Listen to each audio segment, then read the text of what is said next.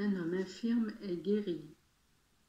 Un après-midi, Pierre et Jean montaient au temple pour la prière de 3 heures. Près de la porte du temple, appelée la Belle Porte, il y avait un homme infirme depuis sa naissance.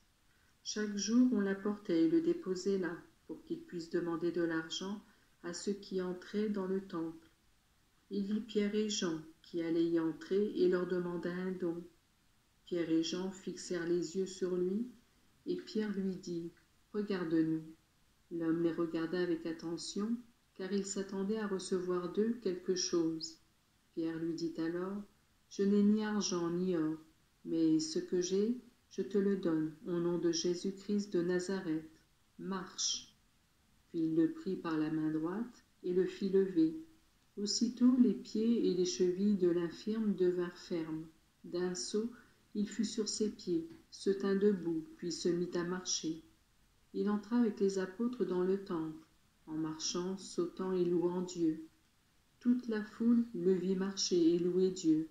Quand ils reconnurent en lui l'homme qui se tenait assis à la belle porte du temple pour mendier, ils furent tous remplis de crainte et d'étonnement à cause de ce qui lui était arrivé. Discours de Pierre dans le temple. Comme l'homme ne quittait pas Pierre et Jean, tous, frappés d'étonnement, accoururent vers eux dans la galerie à colonnes qu'on appelait galerie de Salomon. Quand Pierre vit cela, il s'adressa à la foule en ces termes. « Gens d'Israël, pourquoi vous étonnez-vous de cette guérison? Pourquoi nous regardez-vous comme si nous avions fait marcher cet homme par notre propre puissance ou à cause de notre attachement à Dieu? Le Dieu d'Abraham, d'Isaac et de Jacob, le Dieu de nos ancêtres, a fait manifester la gloire de son serviteur Jésus.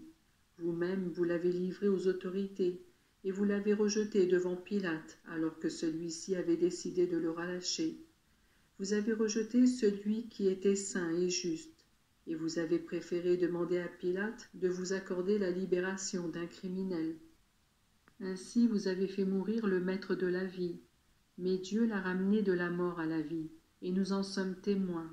C'est la puissance du nom de Jésus qui, grâce à la foi en ce nom, a rendu la force à cet homme que vous voyez et connaissez.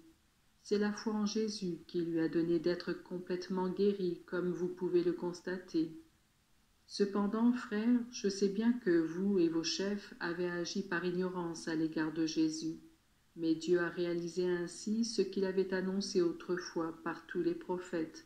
Son Messie devait souffrir. Changez donc de comportement et tournez-vous vers Dieu, pour qu'il efface vos péchés. Alors le Seigneur fera venir des temps de repos et vous enverra le Messie qu'il avait choisi d'avance pour vous, c'est-à-dire Jésus. Pour le moment, Jésus-Christ doit rester au ciel jusqu'à ce que vienne le temps où tout sera renouvelé, comme Dieu l'a annoncé par ses saints prophètes depuis longtemps déjà. Moïse a dit en effet, « Le Seigneur votre Dieu vous enverra un prophète comme moi, qui sera un membre de votre peuple. Vous écouterez tout ce qu'il vous dira. Tout homme qui n'écoutera pas ce prophète sera exclu du peuple de Dieu et mis à mort. » Et les prophètes qui ont parlé depuis Samuel ont tous, les uns après les autres, également annoncé ces jours-ci.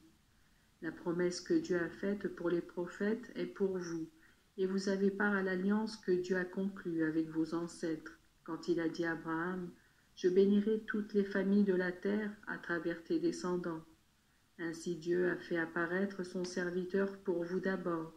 Il l'a envoyé pour vous bénir en détournant chacun d'entre vous de ses mauvaises actions.